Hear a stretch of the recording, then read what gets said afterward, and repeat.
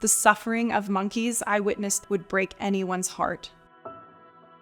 I'm Dr. Heather Rowley.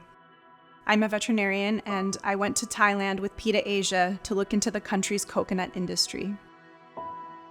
We visited coconut picking schools, with one school confining more than 50 baby monkeys who had either been captive bred or stolen from nature, and they were forcibly taught to twist off coconuts from 100-foot tall trees. These animals are kept isolated and tethered, their development stunted, and their every need unmet.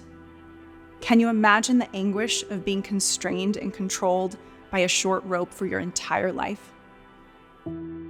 I saw infant monkeys clinging to each other for comfort. Plastic rings fastened around their tiny necks and attached to short ropes. They have no enrichment, and their sensitive feet and bottoms are chafed from being forced to sit on wire cages. As a veterinarian, I am disturbed and horrified by these conditions. But as a mother, my heart is shattered. These babies should be cradled by their mothers, but they're prisoners. One infant was tied so tightly that he could only lie on a wire cage, seemingly sick or afraid. Others pace continuously, an indicator of severe distress and fear and psychosis.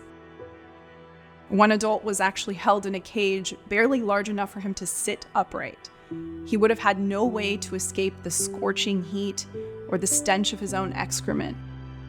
Like so many we saw at these schools, he lived in squalor, with no access to food and no terrestrial or arboreal life to provide the safety and security that these monkeys desperately seek. Some are even tethered alongside loud, busy highways. One of them was limping, and another had a growth on her rump. Every single monkey I saw was suffering in some way, both physically and psychologically.